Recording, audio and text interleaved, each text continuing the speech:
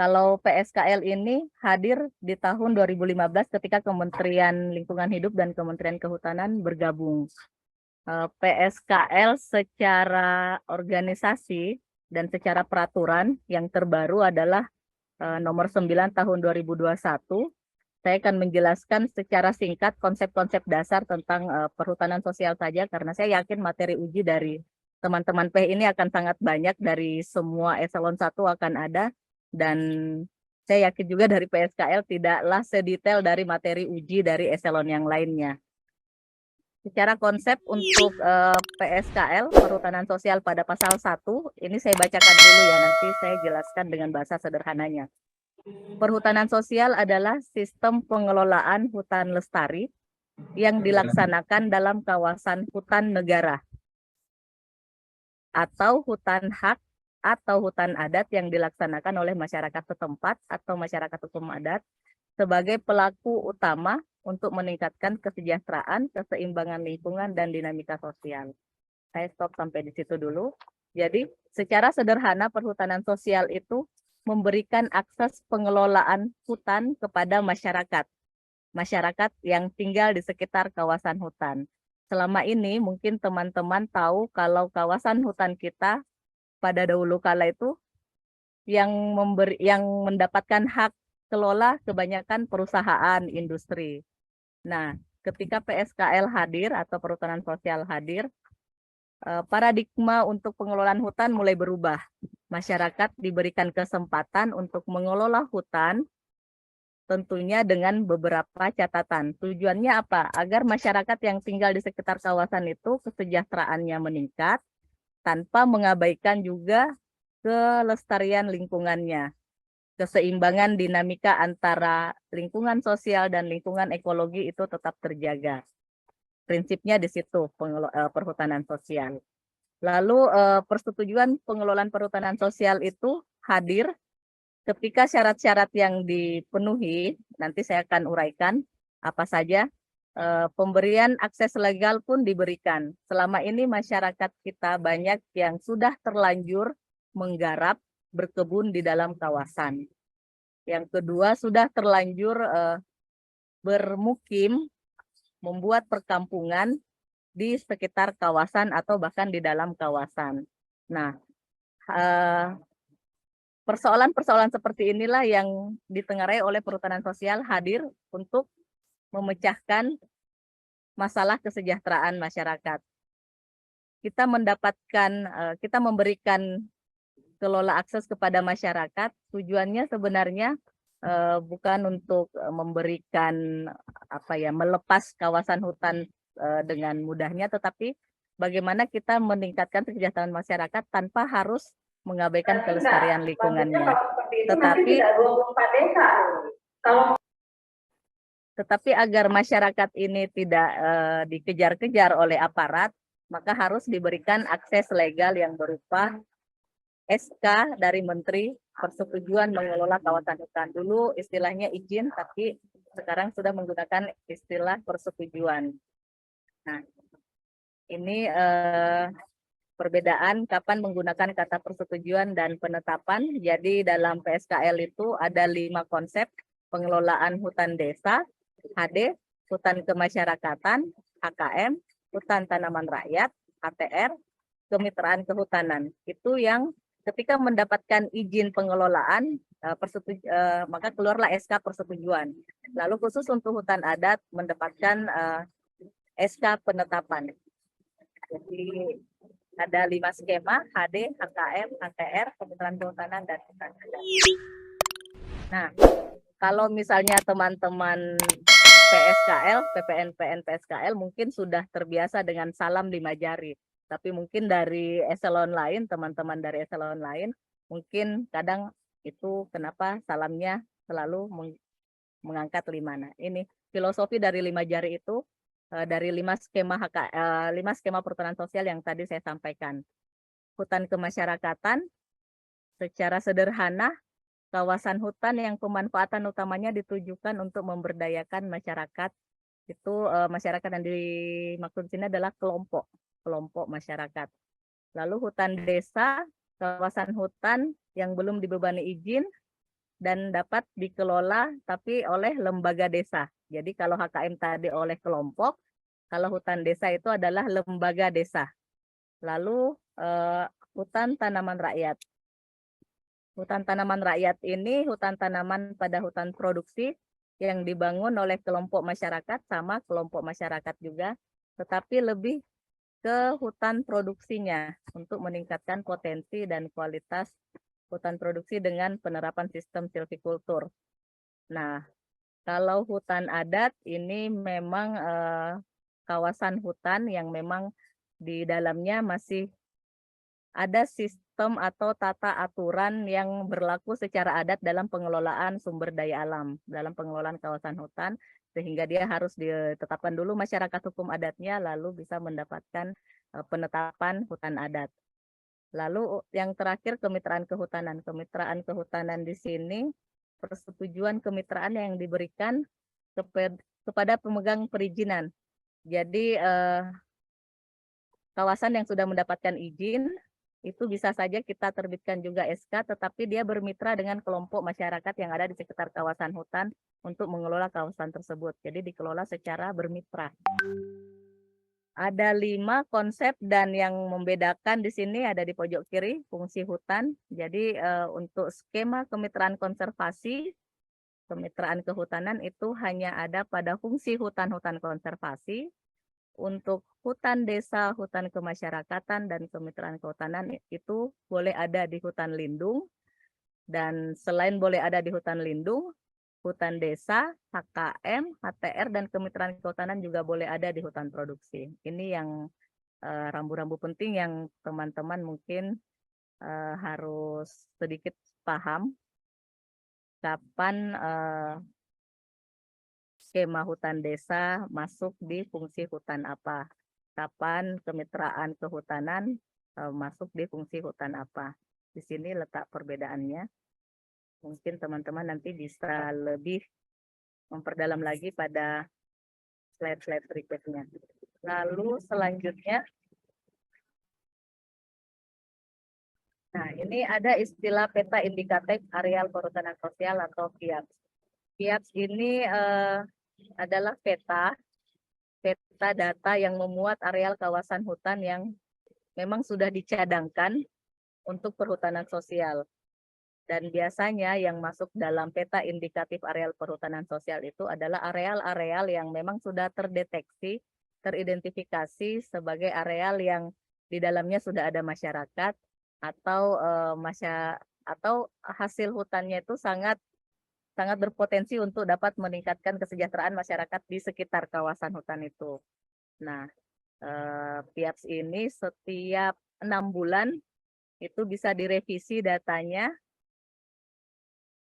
dan informasi-informasi yang terkait kawasan hutan di lapangan itu terbuka untuk kita ajukan ke Kementerian Lingkungan Hidup, tentunya dengan data-data yang mendukung. Jadi yang sudah masuk PIAPS itulah yang menjadi sasaran atau target utama dari penerbitan SK-SK persetujuan perhutanan sosial. Nah, secara garis besar pengelolaan perhutanan sosial itu dilakukan melalui yang pertama setelah menata areal. Jadi ini berbicara setelah mendapatkan persetujuan areal yang sudah mendapatkan persetujuan perhutanan sosial dari 5 skema itu arealnya harus ditata. Lalu harus dibuatkan rencana. Rencana ini ada RKPS, rencana kegiatan perhutanan sosial yang berlaku selama 10 tahun. Dan ada juga rencana kegiatan umumnya, RKU-nya, yang setiap tahun itu secara jangka pendek, setiap tahun itu harus disusun. Harapan dari ketika kita membuat rencana dalam PS itu, dalam areal pengelolaan perhutanan sosial itu adalah mengembangkan usaha secara lebih termanage atau teratur. Jadi kelompok-kelompok atau lembaga-lembaga yang sudah mendapatkan skema perhutanan sosial itu bukan sekedar mendapatkan saja izin lalu legal melakukan apa saja, tidak. Ada rencana yang harus disusun dan rencana itu bermuara atau berakhir pada bagaimana masyarakat yang mendapatkan persetujuan itu mengembangkan komoditi usaha yang ada dalam kawasan hutan. Misal, saat ini saya berada di Kabupaten Endrekang, di puncak gunung. Ini saya mencari jaringan untuk bisa Zoom. Dan saya sedang melakukan kegiatan memfasilitasi sertifikat produk halal bagi kelompok yang mereka sudah mengelola kawasan hutan sekitar 3-5 tahun. Sudah ada komoditi yang dikembangkan. Komoditi yang dikembangkan di sini sudah macam-macam, mulai dari kopi, madu, aren. Nah, kelompok-kelompok itu sudah melakukan pengembangan usaha sampai menghasilkan produk yang siap dipasarkan. Nah, siap dipasarkan, kita pun memfasilitasi bagaimana supaya pemasarannya itu masyarakat mau membeli dan ada jaminan harga. Salah satunya adalah dengan menerbitkan sertifikat halal, kita fasilitasi dan alhamdulillah pada hari ini kita menyerahkan secara simbolis ada 50 produk yang kita serahkan sertifikat halalnya. Ini adalah salah satu bagian dari pengembangan usaha yang saya sebutkan tadi. Lalu ada juga penanganan konflik tenurial. Tidak menutup mata, pasti teman-teman yang biasa ke lapangan mengetahui di kawasan hutan yang berbatasan dengan masyarakat atau mungkin masyarakat ada di dalamnya itu akan sering terjadi konflik-konflik lahan. Kita punya salah satu direktorat di PSKL yang memang khusus menangani konflik tenurial dan juga masyarakat hutan adat. Dia satu direktorat. Lalu ketika ada konflik-konflik itu, kita mencoba memfasilitasi, meminimalisir, mencari solusi, memediasi, dan kita juga memiliki pendampingan. Kegiatan pendampingan. Kegiatan pendampingan ini diisi oleh teman-teman yang kita rekrut. Istilahnya kami adalah LC, local champion, yang memang mereka di tingkat tapak, mereka benar-benar berdampingan dengan masyarakat, membantu memfasilitasi setiap kegiatan-kegiatan yang dilakukan untuk pengembangan areal perhutanan sosial. Dan yang terakhir juga ada kemitraan lingkungan. Nah, kemitraan lingkungan ini sudah cakupannya lebih luas. Bisa diartikan kita bisa kelompok-kelompok yang sudah siap, itu bisa saja kita fasilitasi bermitra dengan entah itu mitra industri, mitra usaha, atau bermitra dengan pihak lain yang juga bisa menjadi sponsor untuk pengembangan usaha-usaha yang telah dikembangkan oleh kelompok-kelompok perhutanan sosial. Secara lebih mendetail, tapi ini tidak mendetail-detail amat. Saya coba menjelaskan dari 5 skema yang ada. Yang pertama, hutan desa. Hutan desa itu tadi sudah saya katakan di awal, dia dikelola bukan oleh kelompok tapi lembaga desa.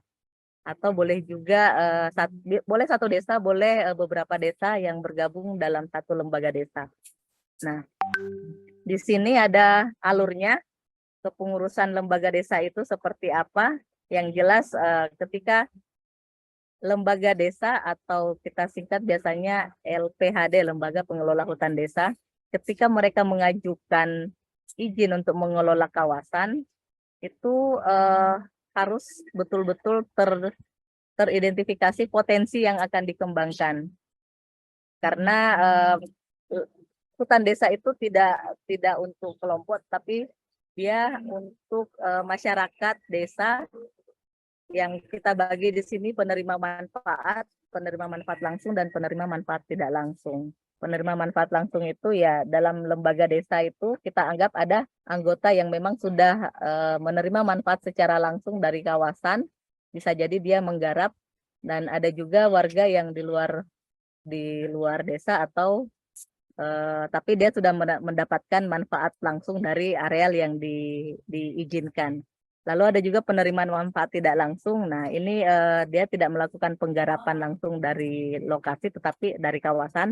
Tetapi ketika misalnya ada hasil yang diperoleh dan masuk ke dalam LPHD, itu bisa saja dikembalikan lagi untuk pembangunan desa. Nah, secara sekilas seperti itu LPHD. Intinya hutan desa itu diperuntukkan untuk lembaga, bukan lembaga, dan yang mengatur adalah lembaga, bukan perorangan. Jadi tidak dibagi perorangan lahan garapannya. Di sini terlihat kepengurusan lembaga desa itu siapa saja yang bisa, warga desa yang memiliki ketergantungan kawasan, lalu perseorangan yang memiliki kompetensi, bisa saja dia semacam tenaga terdidik yang bisa menjadi pelopor dalam lembaga pengelola hutan desa itu, atau tokoh-tokoh atau pelopor lokal yang peduli dengan pelestarian hutan itu bisa bergabung dalam satu lembaga desa, dan mereka bermohon untuk mengelola kawasan hutan yang nanti manfaat dari kepengurusan lembaga pengelola hutan desa itu akan kembali ke desa itu sendiri. Yang kedua, HKM atau hutan kemasyarakatan. Hutan kemasyarakatan ini tadi sudah saya sampaikan di awal. Jadi yang bermohon untuk memperoleh persetujuan kelola kawasan itu adalah kelompok. Kalau tadi AD adalah lembaga, kalau ini adalah kelompok. Kelompok tani. Biasanya mereka berasal dari kelompok-kelompok tani atau perseorangan yang kemudian kita gabung, kita kelompokkan menjadi satu kelompok tani. Dan kelompok tani ini nanti akan diarahkan namanya itu menjadi kelompok perhutanan sosial. Nah, di sini ada ketentuan areal yang dimohon oleh kelompok tani tadi. Dia harus berada di dalam lokasi PIAP, atau kalaupun misalnya tidak ada dalam lokasi PIAP atau belum ada, tetapi beberapa persyaratan mereka memang sudah terbukti melakukan kawasan di dalam, itu bisa diusulkan untuk dimasukkan dalam PIAP, dan kita bisa atau boleh melakukan verifikasi terhadap usulan kelompok tani tersebut. Nah, dia berada di dalam wilayah desa atau areal hasil kesepakatan batas pengelolaan antara desa yang berdampingan.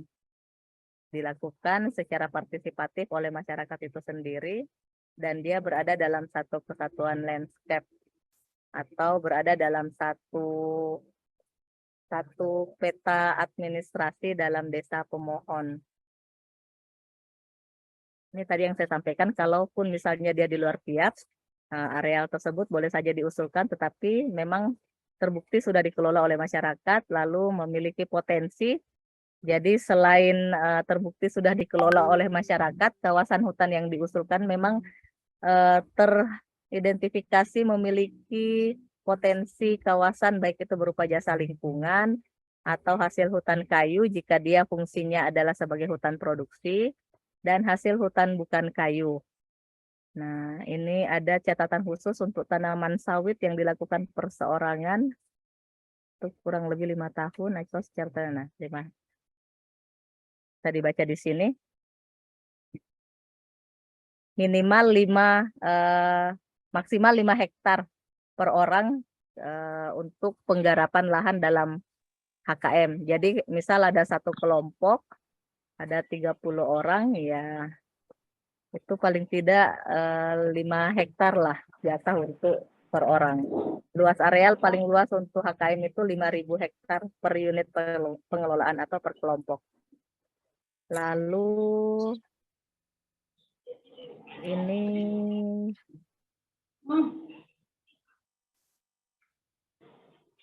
maaf, saya tidak melihat jaringannya.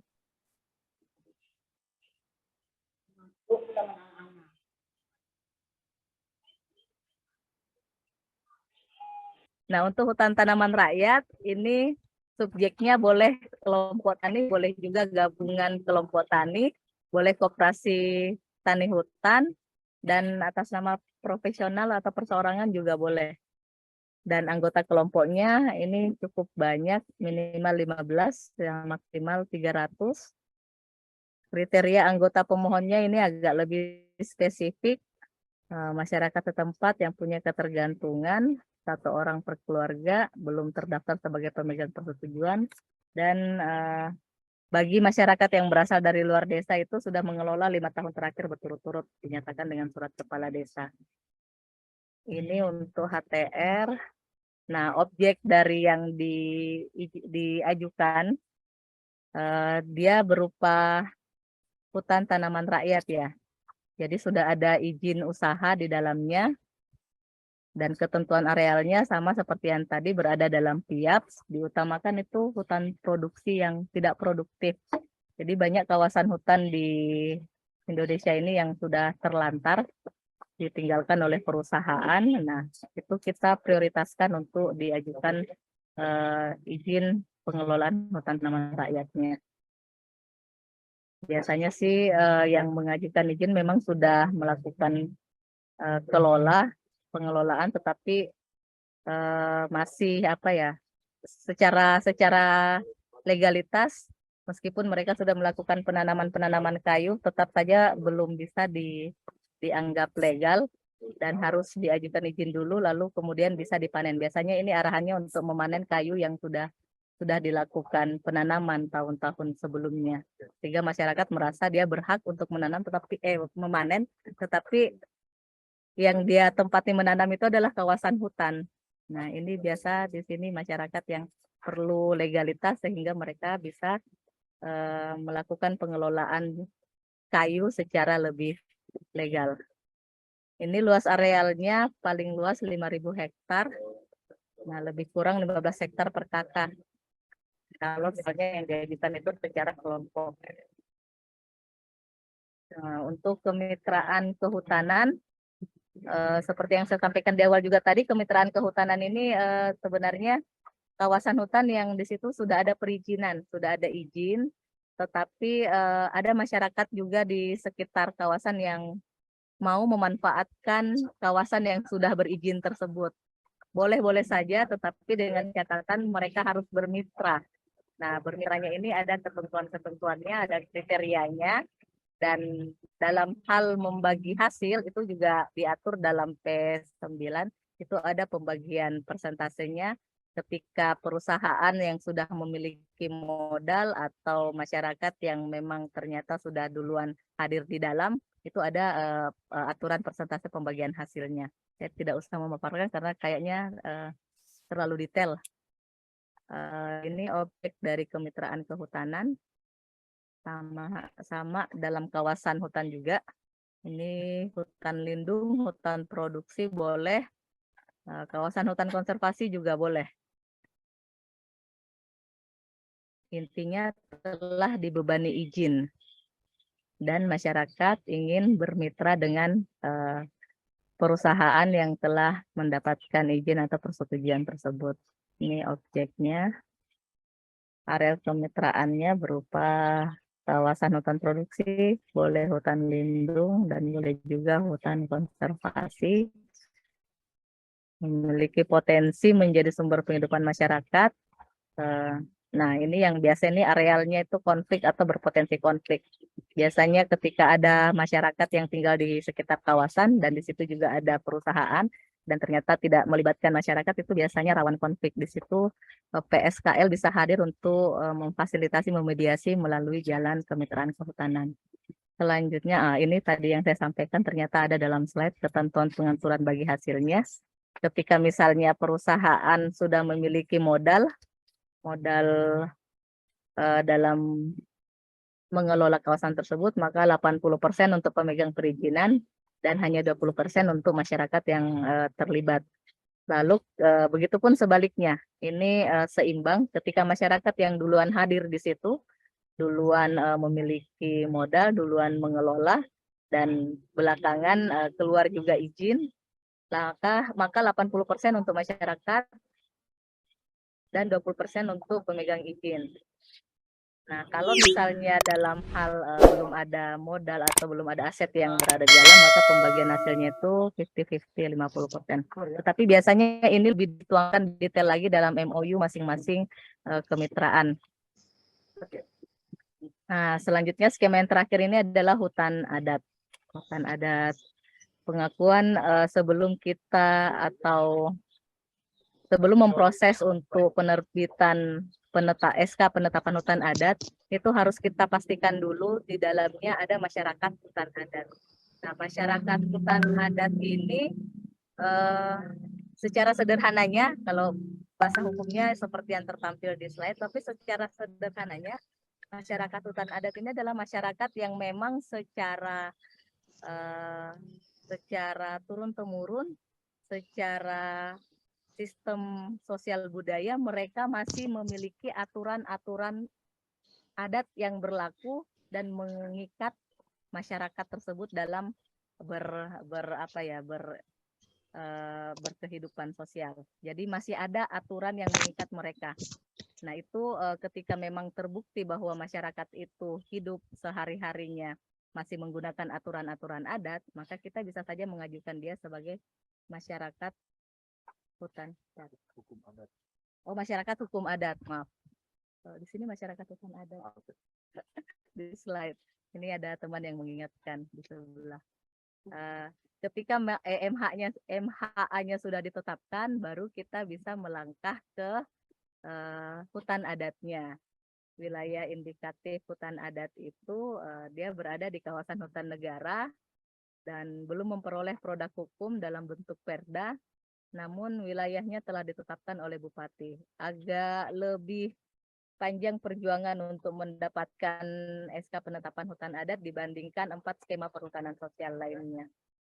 Seharusnya materi-materi ini disampaikan oleh masing-masing teman-teman PEH yang berada di Direktorat PSKL. Jadi PSKL itu memiliki 4 direktorat teknis juga, sama dengan teman-teman yang sudah sebelum-sebelumnya menyampaikan paparan.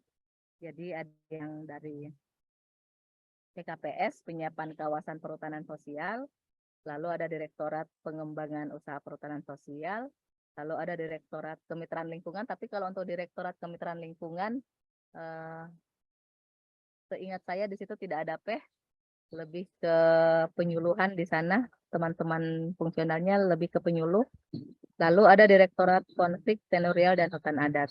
Itu secara organisasi pekerjaan PSKL yang dibantu oleh 4 direktorat secara teknis. Nah, kita melangkah ke hak kewajiban dan larangan pemegang persetujuan hutan desa, HKM, dan HTR. Ini bisa teman-teman baca langsung. Pada prinsipnya, ketika melakukan verifikasi, teman-teman balai atau dari pusat melakukan verifikasi untuk setiap pengajuan persetujuan pengelolaan kawasan, itu ada yang dibacakan oleh kelompok yang dibuat fakta integritas. Di situ di fakta integritas itu kelompok membuat apa yang mereka sepakati atau pegang komitmen, hal-hal yang tidak boleh mereka lakukan dan yang boleh mereka lakukan, lebih ke yang tidak boleh mereka lakukan, sehingga itu menjadi pengikat, tidak boleh bebas meskipun mereka telah mendapatkan izin atau persetujuan dalam mengelola kawasan.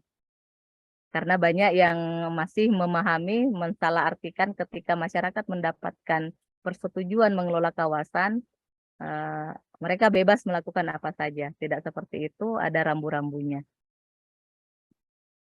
Ini sama seperti tadi hak dan kewajibannya Kementerian Kehutanan. Silahkan teman-teman baca saja, ini tidak perlu penjelasan yang terlalu detail.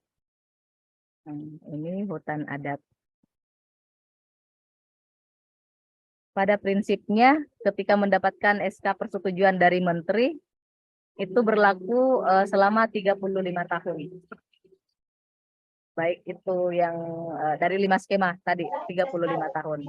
Dan 35 tahun itu bisa saja diperpanjang ketika memang terbukti bahwa pengelolaan kawasan hutan yang diberikan kepada masyarakat atau lembaga memang memberikan hasil yang signifikan dalam peningkatan kesejahteraan dan menjaga kelestarian lingkungan. 35 tahun bukan hal yang yang menjadi baku, tapi ini bisa menjadi tawaran yang menarik ketika misalnya masyarakat boleh memperpanjang masa berlakunya.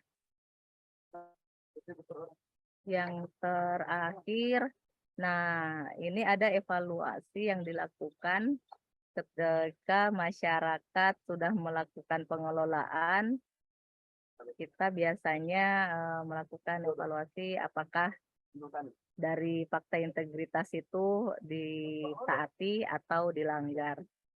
Nah, di sini ada kalimat pemegang persetujuan PS dapat melakukan permohonan perpanjangan kepada Menteri paling lambat 1 tahun sebelum jangka waktu persetujuan pengelolaan perhutanan sosial berhasil. Itu ketika memang dianggap masyarakat patuh, terbukti mengalami peningkatan kesejahteraan dan terbukti lingkungan tetap terjaga dengan baik. Namun jika tidak, maka SK yang 35 tahun tadi, jangankan 35 tahun, kurang dari 35 tahun pun itu bisa saja dicabut jika memang terdapat laporan-laporan yang mengarah kepada kerusakan hutan dan mengarah kepada konflik yang lebih berbahaya. Secara lebih jelas kalau teman-teman ingin memahami PS, nah ini buka saja P9 tahun 2001 tentang pengelolaan perhutanan sosial.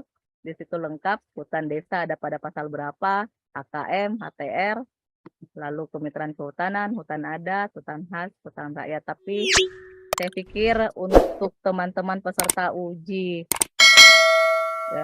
uji P3K nanti tidak perlu mendetail seperti ini memahami.